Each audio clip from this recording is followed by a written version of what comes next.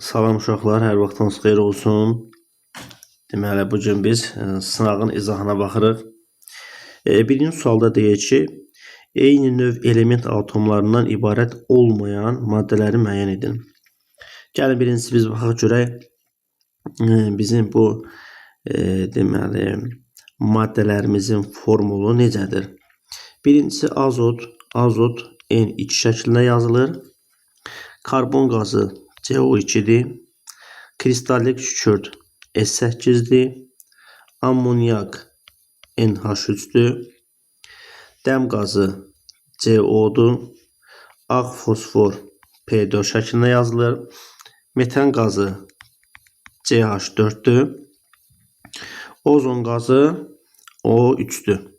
Bizə deyir ki, eyni növ element atomlarından ibarət olmayanları hər zaman sual işləyərkən mütləq diqqətli olun ki, sizə aiddir, aid deyil, doğrudur, yanlışdır, uyğundur, uyğun deyil, olan, olmayan.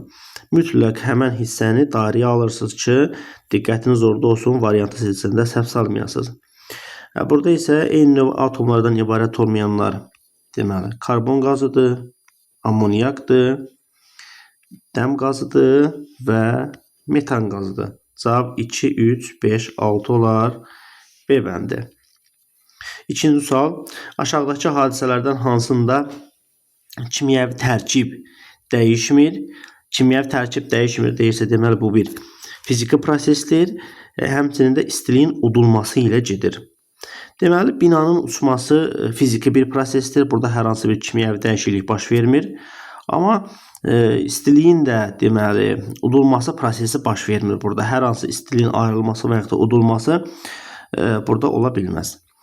B bəndi. Almanın xarab olması bir kimyəvi dəyişiklik baş verir. Ona görə bu ola bilməz. Karandaş içliyinin vərəqdə iz qoyması. Bu bir fiziki prosesdir. Kimyəvi tərkib dəyişmir. Ancaq istiliyin udulub və ya da ayrılması da baş vermir burada. Quru buzun sublimasiyası. Biz bilirik ki, sublimasiya mayenin bərk halından maye halına keçmədən birbaşa qaz halına keçməsidir. Yəni bizim sublimasiya prosesimiz bərk haldan qaz halına keçməsidir. Bu proses bir fiziki prosesdir. Kimyəvi tərkib dəyişmir. Həmçinin də istiliyin udulması ilə gedir. Nümunə üçün yadda saxlayırsınız. Biz buzu maye halda olan suyu qaz halına çevirmək üçün eləyərək isidərik. İsidərkən biz istilik veririk. Verdiyimiz istilik hara gedir?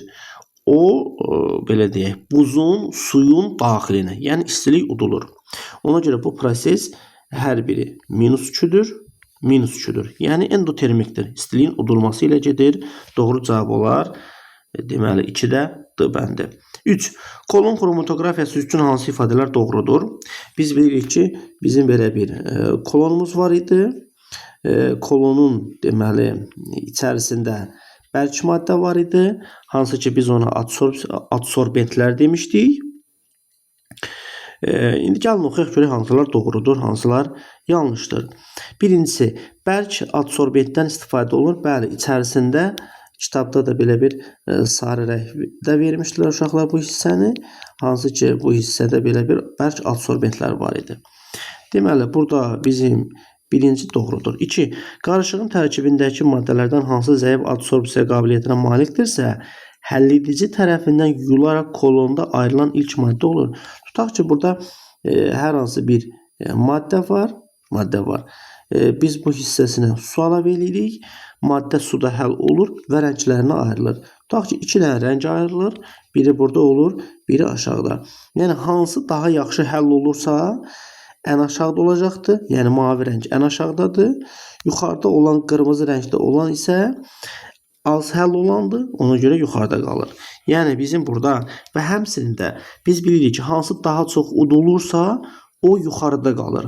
Hansı az udulursa, o aşağı doğru daha çox sürətlə gəlir. Yəni, ilk ayrılan olan odur. Ona görə burada 2 də doğrudur. 3. Kolonda qarışığın tərkibindəki maddələrdən hansı adsorbent tərəfindən yaxşı udulursa, o ayrılan ilk maddədir. Xeyr, adsorbent tərəfindən ən az ən az udulan hansıdırsa, deməli o ən birinci ayrılan olacaq. Ona görə burada 3 səhv olar. Doğru cavab deməli 1, 2 olar. 1, 2 D bəndi. Növbəti suala keçək. Deyir ki, X yalnız kimyəvi yolla tərkib hissələrinə ayrılır. Deməli uşaqlar, X birləşmədir. Birləşmə. Y deyir ki, Y-in tərkibindəki maddələr isə fərdi xassələrini saxlayır. Fərdi xassələrini saxlayırsa, bu bir qarışıqdır. Deməli, X kimyəvi birləşmədir. Doğrudur. Y-in qaynama temperaturu sabitdir. Səhvdir. Qarışıqların qaynama temperaturu sabit olmur.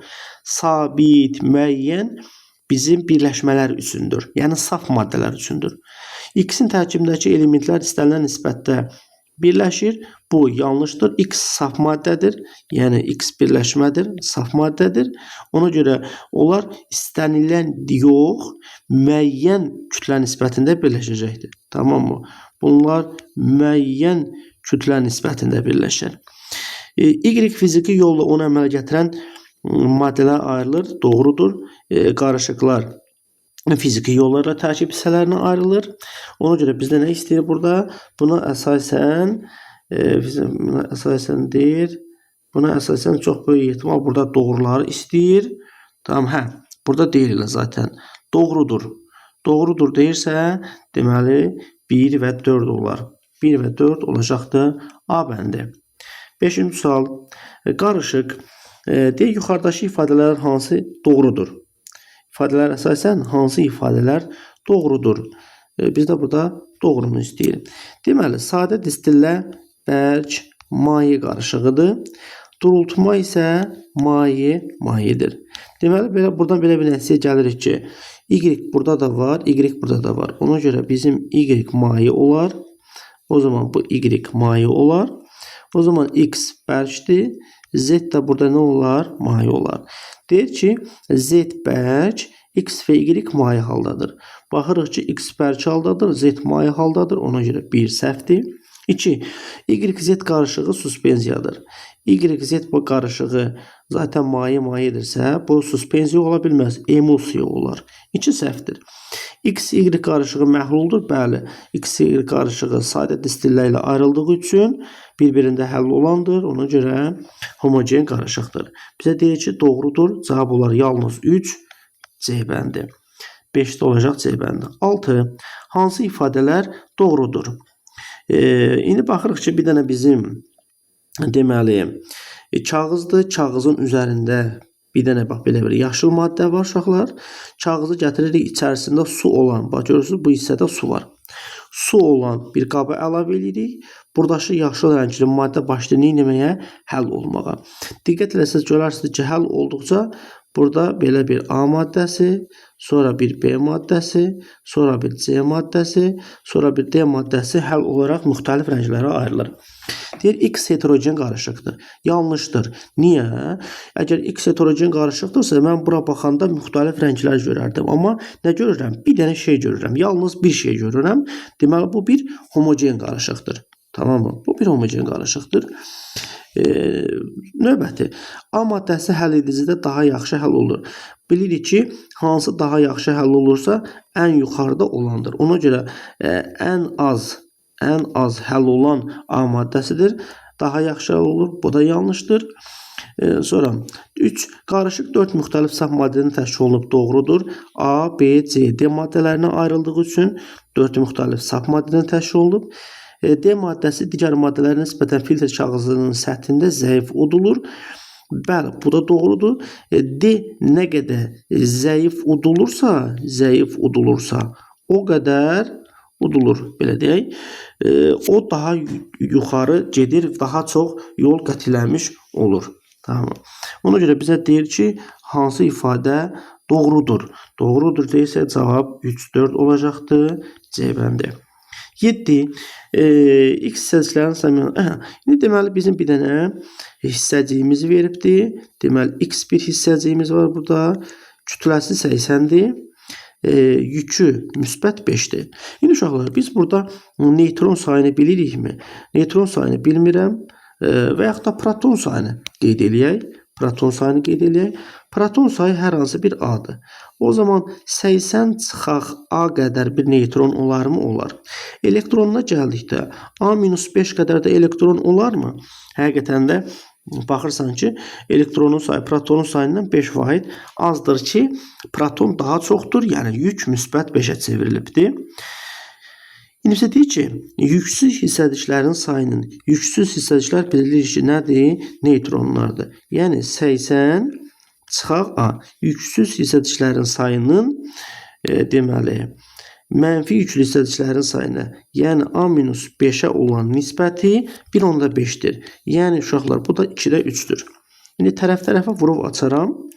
160 çıxaq 2A bərabərdir 3A minus 15.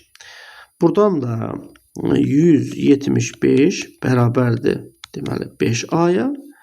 A da bərabərdir. Neçə eləyər? 35 eləyər.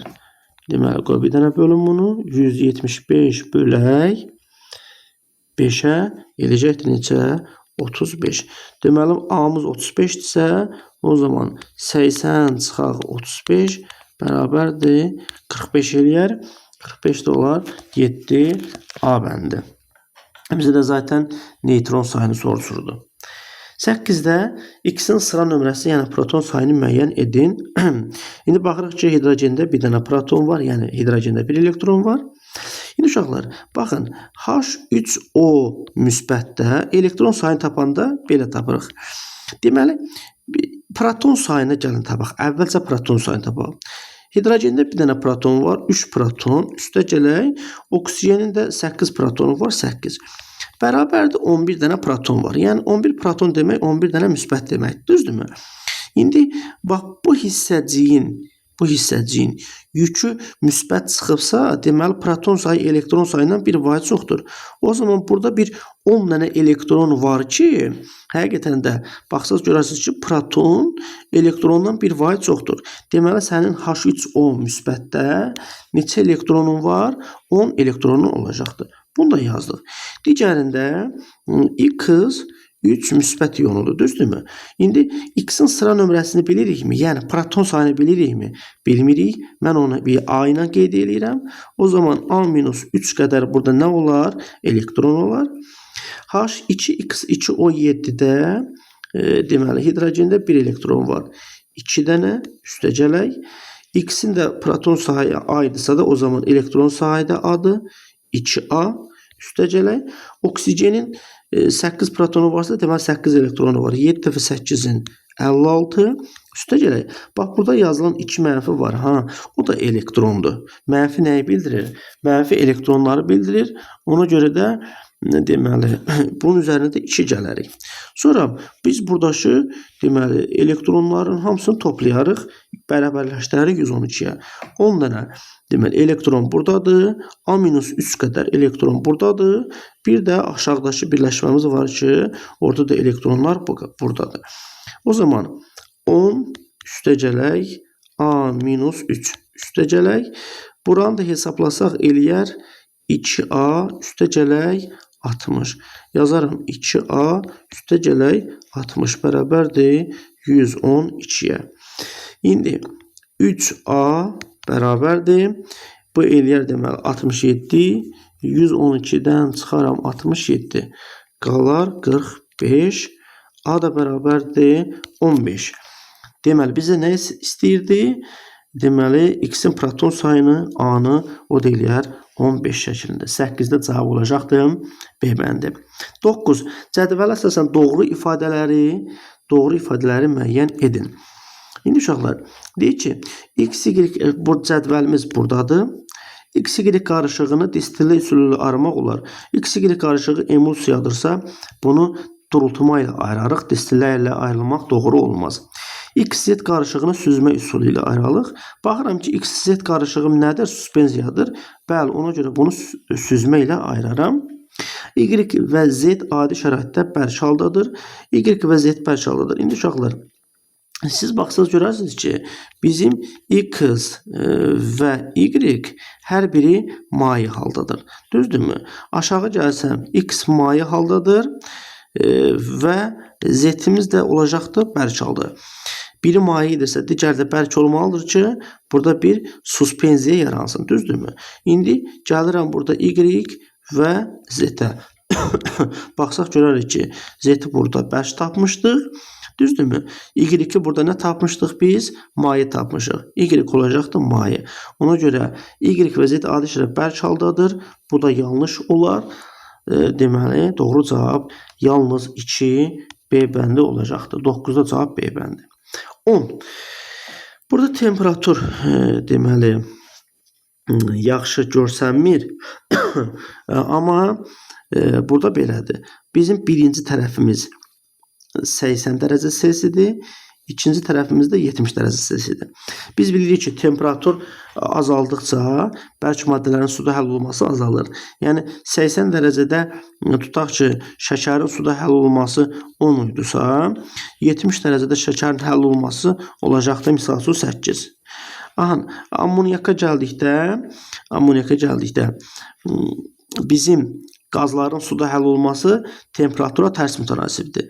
Yəni 80 dərəcədə tutaq ki, C-nin qiyməti 5-dirsə, o zaman 70 dərəcədə C-nin qiyməti olacaqdır 7 şəklində.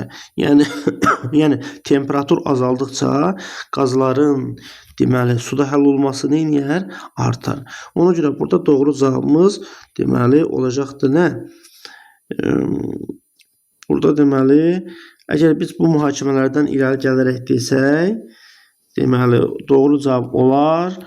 A böyükdür B-dən 1, A böyükdür B-dən 1, C isə kiçikdir D-dən 3. 1-3 B bəndi olar. Tamam. Əgər indi burada temperaturlar belədir. İndi ola bilər, biz yaxşı görmürük. Ola bilər birinci tərəf 60-dır, sonra 70-dir. Amma ümumən testin mahiyyəti burada bu şəkildədir. Doğru cavab olar 1-3 şəklində. Növbəti 11-ə keçirik. Arqon elementinin deyir ki, 3 izotopu var. Falan feşmişəm. İndi deyir ki, orta kütlə ədədi 39-dur. İndi uşaqlar, bizim arqonun kütlə ədədi 36 olan var. Sonra arqonun kütlə ədədi 38 olan var. Bir də arqonun kütlə ədədi 40 olan var. Düzdürmü? Deyir ki, fərz edək, 38 izotopunun yayılma faizi 10%dir. Deməli, 38-in yayılma faizi 10%dir. İndi uşaqlar, 10%dirsə, bizim yerdə qalanlar, yəni bu ikisi 90% olmazmı? O 90% olar, düzdürmü? Bu da bizim neçə faiz olmaz. İndi bunlar 90%dir. Yəni, tutaq ki, bunun bir hissəsi hər hansı bir A faizdirsə, o zaman digəri nə olacaqdır? 90 çıxaq A faiz olar. Okeymi? Buradan da tapırıq. Orta kütlə ədədimiz neçə verir? 39,4 verir. Bərabərdir. Neyniyərik? A vuraq 36 üstəcələk. 10 vuraq 38 üstəcələk. Sonra 40 vuraq 90 minus nəyə? A-ya. Bölək neçə yazarıq biz burada? 100 yazarıq. Çünki hamısının cəmi neçə bərabərdir? 100-ə bərabərdir. İndi 39,4-ü 100-ə vuranda 394 1 0 bərabərdir. 36A üstəcələk 380 üstəcələk 3600 çıxaq 40 A-ya. İndi burada da sadələşdirmələri eləsək, deməli 36A burada deyillər neçə A? 40A olacaqdır burada. 36A'dan da 40A çıxanda 4A qalacaq. 4A bərabərdir. İndi 380 üstəcələk 3600 ondan da deməli çıxaq 3940-ı o deyillər 40. A da bərabər neçə edəcəkdir? 10%. Bizə deyir ki, arqonun 40 izotopunun yayılma faizini hesablayın. Biz də görürük ki, burada A-nı neçə tapdıq? 10% tapdıq. 90-dan da 10 çıxarıq, eləyər 80%. Doğru cavab 11-də olar C bəndi. Bu da belə. 12. Deməli, kristallik kükürdün molekulunda biz bilirik ki, kristallik kükürd S8-dir. S8 dənədir. Onun 25%, yəni 4də biri bizim nəyə aiddir? Kükürd 33-ün 16-ya olan izotopundandır. Deməli 25% 4də biri, yəni bir dənəsi. Yəni bunun kükürd 33 16 olandır. Sonra 25% 4də biri kristallik kükürd molekulunda kükürdün 4də biri 2 dənəsi eləyər da. Deməli bundan 2 dənədir. 33 16 olacaqdır. Sonra kükürd 34 16, kükürd 34 16 eləyəcəkdir. Digər neçə faizdə? 50%. 8-in də 50% neçə eləyər? 4 dənəsi. Yəni kükürd 32 16, kükürd 32 16, kükürd 32 16, kükürd 32 16 şəklində. İndi uşaqlar, baxsınız görərsiniz ki, bir dənə, 2 dənə, 3 dənə, 4 dənə, 5 dənə, 6 dənə, 7 dənə, 8 dənə kükürd eləyəcəkdir. Yəni bir tek də biraz riyazi hesablamadır burada. Tamam mı? Bunları yazırıq. Bunları yazandan sonra bizə nə yazılır? İzotopundan təşkil olunmuş molekulunda neytronların sayını tapın. İndi 33-dən 16 çıxanda 17 eləyər. 17 də buradadır. O zaman 18 burada, 18 buradadır. 16 da bunların hər birində eləyər. O zaman burada eləyər 64 dənə, burada eləyər 36 dənə, burada da eləyər 34 dənə. Bunları da deməli cəmləyərik. 12-də eləyər C bəndi 134. 13. Aşağıda verilmiş qrafik əsasən hansı ifadələr doğrudur? İndi biz burada baxırıq ki, temperaturun həll olmadan asılılığıdır. Temperatur artdıqca X-in həll olması artırsa, deməli X burada bərk maddədir.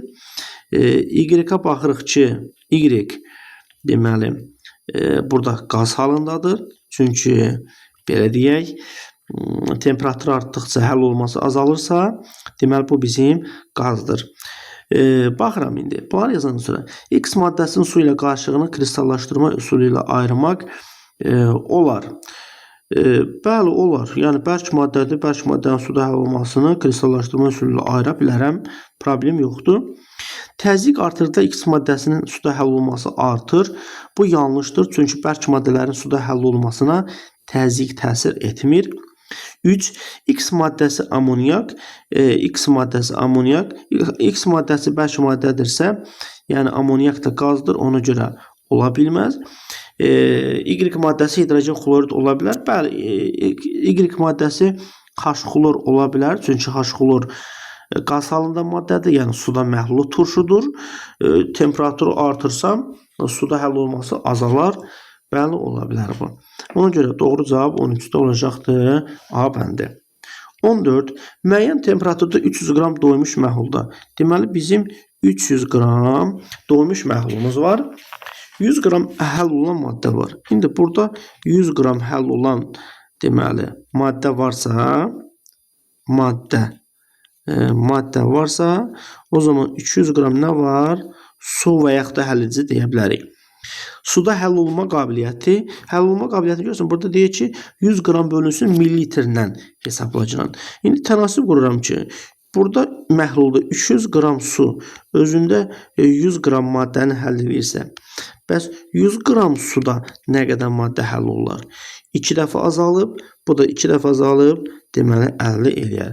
Deməli bizim həll olma qabiliyyəti maddənin 50 olar. Doğru cavab deməli 14-də D bəndi.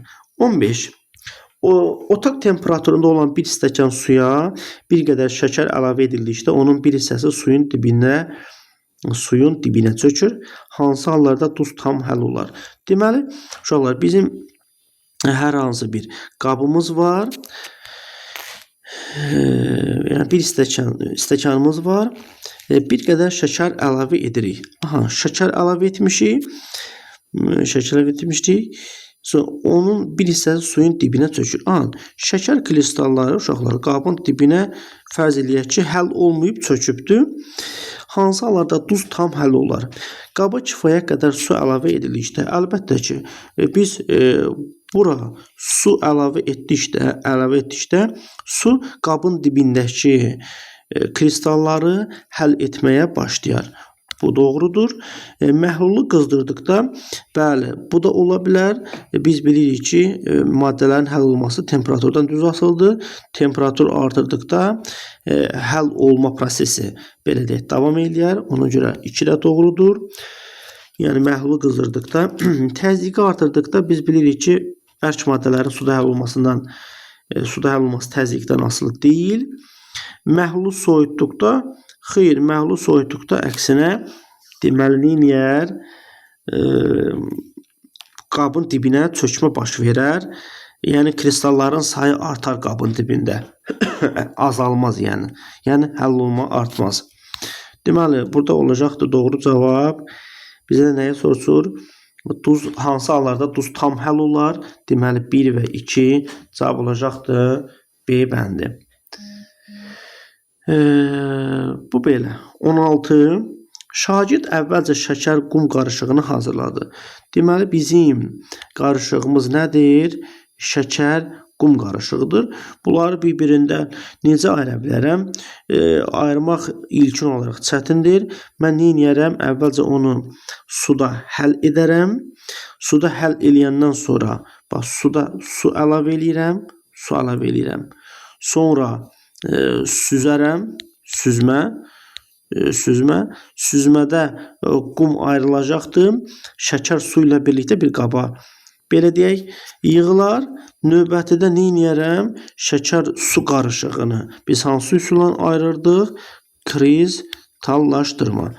Deməli, ardıcıllığımız süzmə və kristallaşdırma olar. Doğru cavab 16-da D bəndi. 17-yə gəldikdə, 17 də maraqlı suallardandır. Asandır. Deməli, bizim uşaqlar spirt lampamız var. Burada spirt lampasının ilkin kütləsi 225 qramdır. Düzdür. Biz bilirik ki, spirt nədir? Spirt yanıcı maddədir. Düzdür. Yəni, yanırsa spirt neynəməlidir kütləsi? Zaman keçdikcə azalmalıdır. Düzdürmü? İndi bizə deyir ki, təcrübə aparıldıqdan sonra yekun kütləsi 200 qramdır. Yəni 225-dən 200 çıxıram, bərabərdir 25 qram spirt neyniyib? Yoxa çıxıb. Hara gedib? Yanıbdır. Düzdür. Yəni yanırsa da bu ətrafa da bir istilik saçmazmı? Saçar. Deməli, spirtin yanması zamanı, yəni 25 qramının yanması zamanı ətrafa spirt ayrılar, belə deyək. 100 dərəcə Selsidə olan 36 qram suyu buxarlandırmaq üçün 80 kilojul enerji tələb olunur. Deməli, burada deyir, bax, 36 qram suyu buxarlandırmaq üçün 80 kilojul nə lazımdır? Enerji lazımdır. Sonra deyir ki, bax burada, spirtin yanmasından ayrılan istiliklə, yəni istiliklə neçə qram suyu buxarlandıra bilərik? Bax, burada da qeyd edilir ki, spirtin istilik törətmə qabiliyyəti 28-dir. Bax, burada uşaqlar görürsünüz, megacol bölünsün kiloqramdır. Yəni, istilik törətmə qabiliyyəti nədir? İstilik törətmə qabiliyyəti, deməli, bizim dərslikdə də var. Hər hansı bir maddənin, söhbət yanan maddədən gedir. 1 kiloqramının yanması zamanı ayrılan istilikdir. Tam 1 kiloqramının yanması zamanı ayrılan istilikdir. Deməli, sənin 1 kiloqramının yanması zamanı 28 megacol. Hər bir tərəf uşaqlar baxsaq ki, 1000 dəfə artıbdır. 28 megacol enerji sərf olunursa, bəs bunun 25 qramının yanması zamanı neçə kilojol enerji ayrılar? O da bərabərdir. Deməli, 28 vuraq 25 şəklində. O deyilər 700. Tamam mı? Şu gətirirəm, deməli sənin 25 qram spirtin yanması zamanı 700 kilojol istilik ayrılacaq. İndi deyir ki, bu istiliklə mən nə qədər suyu buxarlandıraram? Bax, burada deyir ki, 36 qramdan 80 kilojol lazımdır. İndi 700 kilojoldan nə qədər, neçə qram su buxarlanacaqdır? Buradan da 700 vuraq, 36 bölək 80 cavab eləyər 315 şəklində. Cavab eləyəcəkdir 315. O da eləyər A bəndi. Tamam. Və yaxud da uşaqlar, indi bunu, bax bu hissəni siz bu cürdə yaza bilərsiniz. Yadda saxlayırsınız ki, tənasübün hər hansı bir həddini, yəni söhbət iki tərəfdən gedir də. Mən eyni dəfə artırmışamsa da, aşağıdakılar da eyni qədər azalma ola bilər yəni. Baxırsan ki, burada 1 kilogram deyil də mən yazaram 1000 qram maddənin yanması zamanı, o zaman 28.000 kilojol enerji ayrılar. Aydın da mən demək istəyirəm. Bu belə. O zaman 25 qram spirtin yanması zamanı neçə qram və yaxud da neçə kilojol enerji ayrılar? O da yenə 700 kilojol eləyəcək. Yəni deməkdə məqsədim odur ki, bizim bu hissə və bu hissəni çevirməyə ehtiyac yoxdur. Yəni bu bir-birindən 1000 dəfə fərqlənir. Aydınmı? Yəni 1000 vahid artımda digər bu hissəyə nisbətdə 1000 dəfə fərqlidir.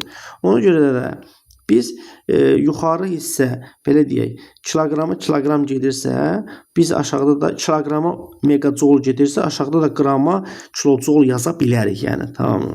Əsas odur ki, sən tənasübün 4 həddinin ikisini bir götür, aşağıdakı ikisini də bir götürə bilərsən rahatçılıqla. Növbəti 18. Sublimasiya prosesi üçün hansı ifadələr doğrudur?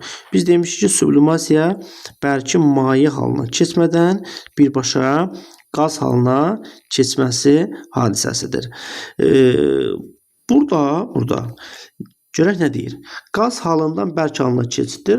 Xeyr, qaz halından bərk halına keçid bizim adlanacaqdır desublimasiya. İstiliyin udulması ilə gedir. Bəli, dedik ki, bu prosesin hər biri istiliyin udulması ilə gedir. Doğrudur. Molekul arası məsafə artır. Bəli, molekul arası məsafə artır, çünki bərk maye və qaza çevrilirsə, artıq burada molekul arası məsafə artacaqdır. Sıxlıq azalır. Bəli, qaz halına keçir deyə sıxlıq azalır. Eksotermik prosesdir. Yanlışdır. Deməli, bizim burada doğru cavab olar 2, 3, 4, B bəndi. Gəlirik 19-a. Doğru olmayanı müəyyən edin. Deməli, magnezium üstəgələk oksigen, magnezium oksid. İndi uşaqlar, bu reaksiyada, bu reaksiya yanma reaksiyasıdır. Yanma. Magnezium metalın yanmasıdır. Deməli, istilik ayrılır. Ona görə plus 2'dür. Sonra azot və hidrogenin amonyakın alınması birləşmə reaksiyalarıdır. Birləşmə reaksiyası olduğu üçün plus 2'dür. Doğrudur. Sonra metan plus oksigen, bu da bir yanma reaksiyasıdır. Yanma olduğu üçün deməli plus 2 olmalıdır. Amma burada minus 2 veriblər. Deməli doğru olmayan burada hansı olar? D bəndi olar. Elhamdülillah. Növbəti, burada B bəndində azot oksigenlə bunu qeyd eləmişik. Demişik ki, azot oksigendə yanmır. Ona görə biz bu reaksiyanı yanma kimi götürə bilmərik. Yəni normal oksigen olan reaksiyalar yanma reaksiyalarıdır. Ancaq burada istisnadır və ona görə də burada minus deyil də, plus deyil də minus 2 olacaqdır. Ona görə burada doğru verilibdir. Yəni azotun oksigenlə reaksiyası şimşəyin çaxması zamanı baş verir və bu da istiliyin udulması ilə gedir. Tamamı. Yüksək temperaturda istiliyin udulması ilə gedir. Ona görə də bu reaksiya yanma deyil, yəni istiliyin ayrılması ilə gedə bilməz. 20 deyir ki, aşağıda verilmiş. Deməli, bizə burada qeyd elədik 19 D bəndidir. 20. Aşağıda verilmiş hansı proseslərdə kimyəvi tərkib dəyişir? Mis samovarın səthində yaşıl örtüyün yaranması. Təbii ki, burada kimyəvi tərkib dəyişir. Yaşıl rəng durduğu yerdə yaranmır ki, deməli bir çevrilmə baş verir. Dəniz suyundan saf suyun alınması. Bunu bilirik ki, bu bir sadə distillə üsuludur, fizik üsuldur. Zərbənin təsirindən şüşənin sınması. Yəni burada xırdalanma, formanın dəyişməsi bir fiziki prosesdir. Natrium metalının suda həll olunması, H2-nin ayrılması. Bu bir kimya prosesdir. Yəni kimyəvi tərkib dəyişir. H2 durduğu yerdə ayrılmır. Yəni kimya proses gedir. Fotosintez prosesi, bəli, bu fotosintez prosesi bir kimya prosesidir. Uşaqlar, fotos, işıq, sintez etmək. Yəni kimya proses getmək deməkdir. Havadakı karbon qazı və kökdən udulan su yarpaqlarda günəş işığının təsiri nəticəsində deməli glukoz və oksigenə çevrilir. Bu kimya prosesdir. Spirtin buxarlanması, istənilən bir maddənin buxarlanması, bu bir fiziki prosesdir. Maye havanın distilləsi, yəni biz bilirik ki, distillə fiziki bir prosesdir. Deməli bizim burada doğru cavabımız onlar nə? Aşağıda bir kimyəvi tərkib dəyişir. Deməli 1, sonra 4, sonra 5 şəklində. 1, 4, 5 cavab olacaqdır. Deməli B bəndi. Növbəti 21. Təlini tamamlamaq müəyyən. Burada söz təlini yazmağa ehtiyac yoxdur, uyğunlaşdırmaq lazımdır. İndi uşaqlar, əhəng məhlulu və karbon qazı. Biz bilirik ki, əhəng məhlulu karbon qazı ilə reaksiya daxil olanda kalsium karbonat əmələ gətirir, bir çöküntü əmələ gəlir. Ona görə bizim 5-ə aid olar D bəndi. Sonra kalium karbonat, xlorid deməli turşusu nəzərdə tutulur. Burada xlorid turşusu ilə reaksiyaya daxil olur və bu zaman qaz çıxır. Ona görə burada C olar 4-ə, yəni qazın ayrılması ilə müşahidə olunacaqdır. Deməli 4-ə C, 5-ə deməli əhəng məhlulu, karbon qazı, məhlulun bulanması. Aha. Yaxşı, burada belə yazaq. 3. Natrium sulfat və barium xloriddə natrium sulfat və barium sulfat. Aha. İndi şöyle burada deməli biz 5'ə A bəndində götürə bilərik. Çünki əhəng məhlulu və karbon qazı reaksiya daxil olanda kitabda belə də bir cümlə var ki, məhlul bulanır. Çünki ağ rəngli maddə əmələ gəlir, məhlulu bulandırır. Çox böyük ehtimal burada 5'ə biz A yazmalıyıq. D bəndini yazmalıyıq 3'ə. D bəndi burada olar. Çünki natrium sulfat, natrium 2SO4 üstə gələk barium xlorid, barium xlor 2. Burada reaksiya gedir. Barium SO4 əmələ gəlir. Üstə gələk bir də natrium xlor. İndi bizə burada iş dəftərində çöküntülər haqqında yazıbdır. Orada baxsaz görərsiniz ki, barium sulfat ağ rəngli çöküntüdür. Qabın dibinə çökəcəkdir. Sonra magneziumun oksigenlə reaksiyası, bu magnezium metalı oksigenlə yandıqda uşaqlar deməli müəyyən müxtəlif rəngli işıqlar saçılır. Yəni işığın əmələ gəlməsi ilə müşahidə olunur. Ona görə 1'ə B bəndi yazaram. Kalium xlorat və plus sulfat. Söhbət burada deməli sulfat turşusundan gedir. Burada da bir rəngin dəyişməsi baş verəcəkdir. Yəni kalium xromat plus sulfat turşusu burada bir rəng dəyişməsi baş verər. Deməli burada 21'də doğru cavab olar A bəndi. 2'yə də yazarıq E bəndi. Ona görə bizim doğru cavab çıxacaqdır A bəndi. Deməli 21'də baxın 21'də cavab olar A bəndi. 22 X və Y saf maddələrin suda həll olmasının temperaturuna asılı qrafiki verilmişdir. Qrafik əsasən aşağıdakı münasibətdən hansılar doğrudur? İndi uşaqlar, burada gəlin biz müəyyənləşdirək görək hansı deməli aqreqat halındadır bunlar. Bizim deməli temperatur artdıqca, həll olunması artırsa x bərkdir. Bunu qeyd elədik. Y-imiz isə nədir? Qazdır. Deyək ki, X maddəsi bərk, Y maddəsi qaz ola bilər. Deməli, 1 doğrudur. 2. X maddəsi qaz, Y maddəsi bərk ola bilər. Bu yanlışdır. 3. İndi uşaqlar, burada bir izah verirəm. Diqqətlə bura qulaq asın. Bizim belə bir qrafik verilib. Bunu mən sizə deməli qeyd eləmişəm. Məsələ nədir? Baxın, belə bir şey çəkirəm, belə bir xətt çəkirəm. Mən bu nöqtələrə, bax, bura bir nöqtə qoyuram və yaxud da bu xəttin hər hansının bir üstünə bir nöqtə qoyuram. Bu hissəyə bir nöqtə qoyuram. Bu hissəyə də deməli bir nöqtə qeyd edirəm. Tamam mı? Yazıram bura bir A, yazıram bura bir B, bura bir C, burada bir D. Burada bir temperaturdur da. Temperatur. Burada olacaqdır həll olma. Həll olma. İndi yadda saxlayırsınız ki, bərk maddələrin həll olması temperaturla düz asılıdır. Baxın, bizim burada B və C doymuşdur. Bax, həmən nöqtələrdə məhlullar doymuşdur. A-da ifrat doymuş. İfrat doymuş. Və yaxud da aşırı doymuş. Hər ikisini yaza bilərsiniz yəni. Tamam mı? Bunu aşağı indirək. Hər ikisini yaza bilərsiniz. Sonra D bəndi isə uşaqlar olacaqdır doymamış. İndi bizə deyir ki, birinci 4-ə baxaq. X-in doymuş məhlulu, yəni bax bunun hər hansı buradaşı bu məhlulu, bax bu məhlulu uşaqlar. X-in doymuş məhlulu qızdırılarsa, yəni tutaq ki C burada bir T1 temperaturundaydı, düzdürmü? İndi bura gətirirəm, bu nə olur?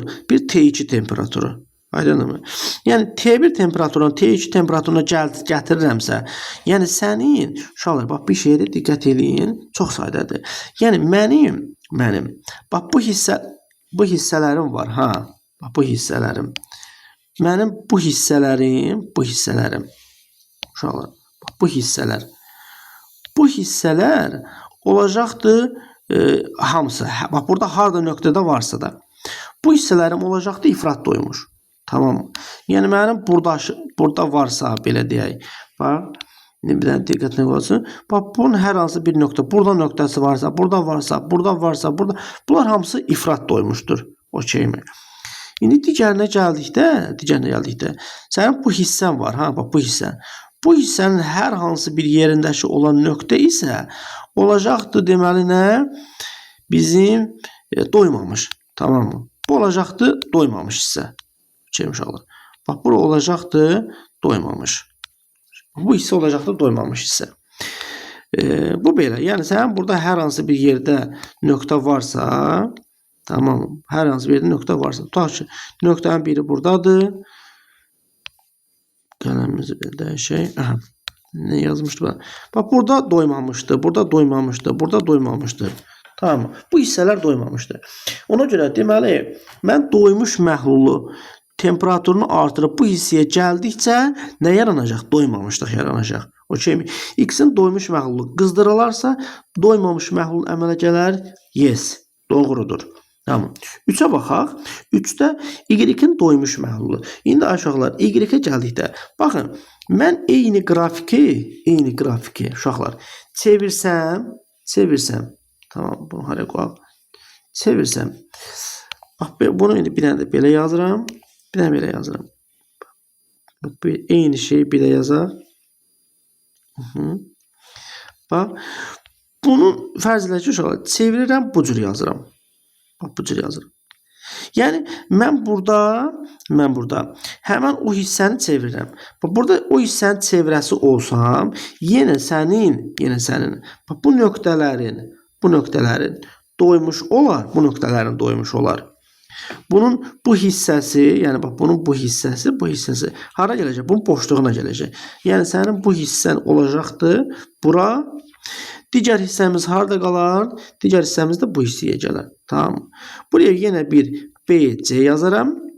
Buraya bir A yazaram. Buraya bir D yazaram. Eyni yuxarıda necə yazmışdıqsa, həmən hissələr hara doymuşsa da ora doymuşdu, hara doymamışsa da ora doymamışdı. Yəni indi bu hissədə D hissəsi olacaqdı doymamış, doymamış. A hissəsi olar ifrat doymuş, ifrat doymuş, ifrat doymuş. B və C hissəsi olacaqdı doymuş. Yəni standart doymuş məhlullar. Okeymi? Bu belə. Sonra bunu silək. Aha. İndi deyir ki, Y-in doymuş məhlulu soydularsa. İndi uşaqlar, gəlin baxaq görək bizim Y-in doymuş məhlulu hansıdır? Bax, hər hansı tutaq ki, bu nöqtəsidir. Doymuş məhlulu. Bu bir tutaq ki, T2 temperaturudur. Mən bunu soyduramsa da temperaturu azaltmalıyam. Düzdür? Bu hissəyə gətirmişəm. T1'ə gətirmişəm. İndi mənim bax bu hissələrim nə idi? Soydan kim hara gəldim? Doymuş məhlul geriyə doğru gəlir. Düzdürmü? Geriyə doğru gəlir. Yəni doymamış hissəyə gəlir. Ona görə deyir ki, doymamış məhluldur. Ona görə 3 də doğrudur. Cavab olar burada. Deməli 1, 3, 4 A bəndi. Tamam. Deməli 22-də olacaqdı. A bəndi. Bax bu bir qəşəng suallarımızdan biridir. Növbəti baxaq burada 23-ə.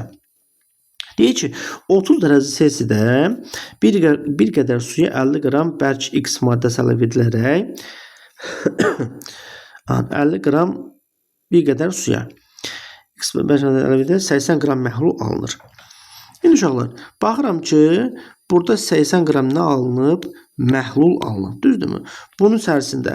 İndi mən 50 qram əlavə eləmişəm, gəlib düşüb neçəyə? 20-yə.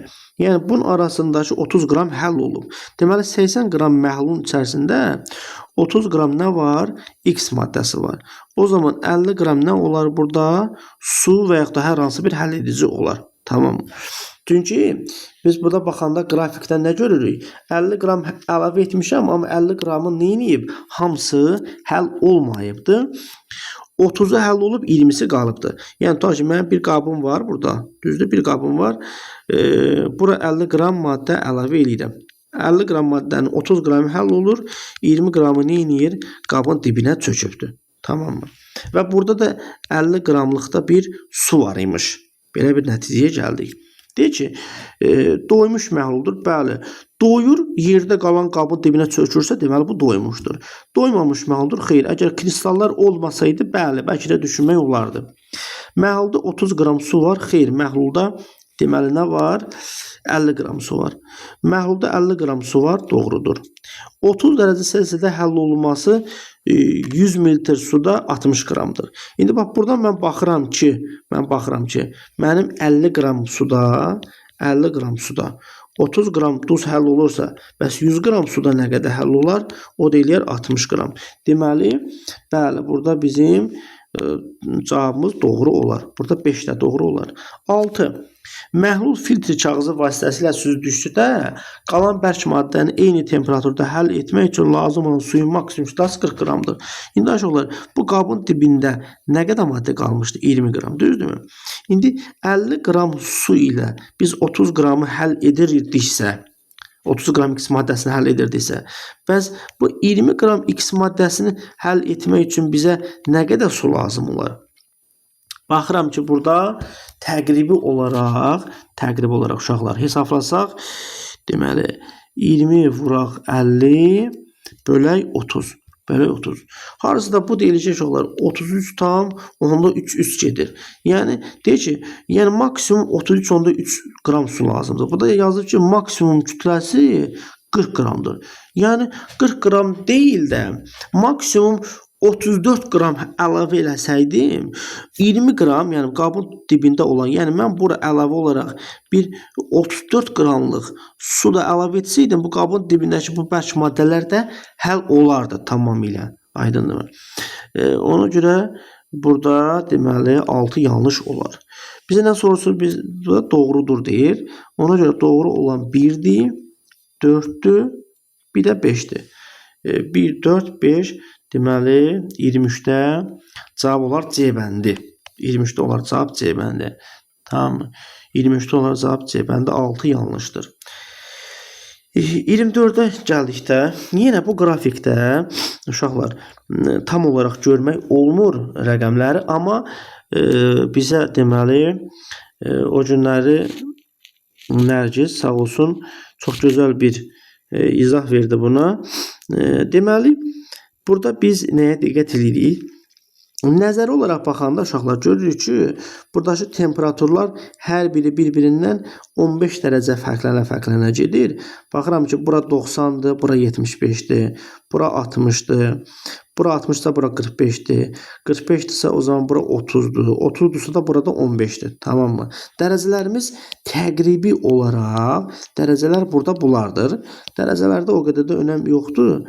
Bura 90 dərəcədir, 75-dir falan, bu şəkildə. İndi bizə deyir ki, x və y-in həll olmasının bərabər olduğu temperaturda. Baş olaraq, bu nöqtədə bunlar bir-birinə bərabərdir. Tamam, bu nöqtədə bunlar bir-birinə bərabərdir. Bir-birinə bərabərdir. Aha, bax, bir-birinə bərabərdir. Bərabər olan temperatur tutaq ki, hər hansı bir bu temperaturdur. Düzdürmü? İndi baxıram ki, həll olma miqdarıdır. Üzr istəyirəm. O temperaturumuz hardasa da gəlir, harada kəsişir? Bu nöqtədə. Və bu nöqtədə aşağıdakı temperatur olan hissədir. Bu hissə həll olma hissəsidir uşaqlar. İndi bu hissədə də baxsaq görərsiniz ki, bunların hər birinin arasındakı fərq deməli neçəyə bərabərdir? 8-ə bərabərdir. Yəni 8-dir, digəri 16-dır, sonra bu hissə 24-dür, bu hissə 32-dir, 40-dır, 48-dir, 56-dır, 64-dür. İndi deyir 16 dərəcə Selsiyə qədər soyutluqda. İndi baxırıq ki, bizim deməli bu hissədən 16 dərəcə Selsiyimiz hansıdır? Təqribi olsun uşaqlar, bax bu nöqtə 16-dır, düzdürmü? 16 olan hissə bu hissədir. İndi burada baxsaq görərik ki, 16 dərəcədə deməli x burada kəsişir, y də burada kəsişir. Aha, biz indi burada nə müşahidə elədik? Tutaq ki, x-in həll olması 60 idi. Tutaq ki, neçədədir bu? 36-da misal üçün. Yəni bu aralığımız təqribi olaraq 36 düşünsək, yəni 36 dərəcə Selsidə, burada 16 dərəcədir. 36 dərəcə Selsidə x-in həll olması nə qədərdir? 36 dərəcə Selsidə x-in həll olması nə qədərdir? 60, düzdürmü? Bəs bu 16 dərəcə Selsidə x-in həll olması nə qədər olar? Baxırıq ki, x-in həll olması haradasa da təqribi olaraq qoy burada eləsin 15 dərəcə. Tamam mı? İndi baxıram ki, 60-dan 15-ə nə qədər çökmə var? Deməli, eləyər 45 qram neyinibdir? Çökmə baş verir. Düzdürmü? İndi bu belə. Sonra bizim burada, indi y-ə baxsam, y-in, bunu silək, bu beynimizi qarışdırmasın. Şöyle, y xəttinə baxsaq, y xəttimizin yenə, bu temperaturda, haradasa da 36 dərəcədə. 36 dərəcədə y-in həll olması neçədir? 60 qramdır. 16 dərəcəyə düşürsəm y-i, 16 dərəcədə y-in həll olması nə qədərdir? Bax, burada təqribi tutaq ki, 60-dır. Y-in həll olması gəlir, düşür 16 dərəcədə, haradasa da bura. Tamam. Bu da eyləsin neçə? Deməli, 45 şəkildə. 45 qram həll olacaq. Baxıram ki, 60-dan 45-ə nə qədər çökür? 15 qram çökmə baş verib. Yəni, burada ən böyük çökmə hansında olmalıdır? X-də çox olmalıdır, düzdürmü? İndi baxıram ki, mənim burada y x-dən çoxdur, ona görə getdi. Burada baxıram yenə y x-dən çoxdur, ona görə getdi. Tamam mı? İndi baxıram ki, B və C-də x y-dən çoxdur. İndi uşaqlar, bizə burada 200 ml suda çökməni deyir. Bizim bu qrafikimiz isə 100 ml üçündür. Yəni, bunların 200 ml üçün 2 qat olacaqdır. Yəni, 90 qram təqribə burada çökmə olacaqdır. 30 qram da çökmə burada hansında olar? Deməli, digərində olar. Və baxırıq ki, burada bizim ən yaxın qiymətlərimiz C bəndidir. Yəni, biz orada tam olaraq görə bilmirik deyə, özümüz təqribi qiymətlərlə hesablayanda bu qiyməti alırıqsa, yəni ən azı bu deyil da, bildin nə demək istəyirəm. Ona görə doğru cavabımız burada bizim C bəndi olar. Bu da belə. Sonra gəlirik bizim 25-ci sualımıza. 25-ci sualda uşaqlar bizim belə bir xromatografiya ayrılması üsulu veribdir. Burada deyir bizim 3 dənə maddəmiz var. A, B, C maddələri. İndi uşaqlar A maddəmiz budur. B maddəmiz budur. C maddəmiz də budur. Tamam mı? A, B, C maddələri götürülmüşdür. Nümunələr eyni əhalizli vasitəsində göstərilmişdir. İndi sonra gəlirik burada. Burada da bizim nümunələrimiz var. Bu birinci nümunədir. Bu ikinci nümunədir. Bura 3'dür. Bura 4'dür. Bura 5'dir. Bu isə 6'dır. Tamam mı? Və bizə nə deyir burada? Deyir ki, birinciyə baxaq. A maddəsi 1 və 5 nümunələrində var. İndi uşaqlar, gəlin baxaq görək. A maddəsi gəlir burada var. Düzdürmü? A maddəsi bir də harda var? Burada var. Aha, baxırıq ki, o da 1 və 5'ə düşür. Deməli, burada birinci doğrudur. Sonra növbətiyə baxaq. Növbətidə, ikincidə. Birinci və üçüncü nümunələrin tərkibi eyni maddələrdir. Baxıram ki, bizim birdə olanlarımız. Bunu silək. Aha. Bizim birdə olanlarımız hansılardır? Bulardır. Düzdür? Bizim 3'də olanlarımız hansılardır? Bulardır. Və burada düzdür. Hər ikisində 3 dənə maddə var. Amma baxırsan ki, sənin birdə olan gəlir burada kəsişmir. Həmçinin bunun burada olanı gəlir heç birindən kəsişmir. Bu bir-biri ilə kəsişir. Bu bir-biri ilə kəsişir. Tamam mı? Ona görə deməli bunlar üst-üstə düşmür. Birinci və üçüncü nümunələrin tərkibi eyni maddələrdir. Deməli burada yanlışdır. 3. Hər 3 maddənin olduğu 2 nümunə götürülmüşdür. Deyir ki, hər 3 maddənin olduğu 2 nümunə götürülmüşdür. İndi uşaqlar, gəlin baxaq bunu da yeni analiz edək. Mən baxıram ki, burada deməli A maddəsi var. Sonra burada B maddəsi var. Burada C maddəsi var. Sonra burada C maddəsi var. Burada B maddəsi var. A maddəsi orada görsənmir. Sonra bu hissəyə gəldikdə burada A maddəsi var. Bu hissədə C maddəsi var. Aha, bu şəkildə. Baxırıq ki, hər 3 maddənin olduğu 2 nümunə yoxdur. Yalnız bir nümunə var, o da birinci nümunədir. Ona görə burada deməli nədir? 3 də yanlışdır. Tamam, 3 də yanlışdır. Dördüncüyə baxaq. C maddəsi A və B maddəsinə nisbətən həlicidə yaxşı həll olur. Bəli, baxırıq ki, C maddəsi deməli bu hissədədir. Yəni C maddəsi ən yaxşı həll olandır deyə ən yuxarıdadır. Ona görə dördüncümüz doğru olar. A maddəsi 4 nümunənin tərkibində var. İndi gəlin baxaq görək bizim A maddəsi 4 nümunənin tərkibində varmı? Baxıram ki, mənim A maddəm burada var. A maddəm bir dənə burada var. Düzdürmü? Sonra başqa yerdə yoxdur. A maddəsi 2 dənə nümunədə var. 2 nümunədə var. 2 nümunədə var. Tamam mı? Ona görə burada 5'də yanlışdır. Deməli doğru cavabımız 1 və deməli neçə oldu bu? 4 oldu. 1, 4 A bəndi olar. Belə. Diqqətiniz üçün təşəkkür edirəm.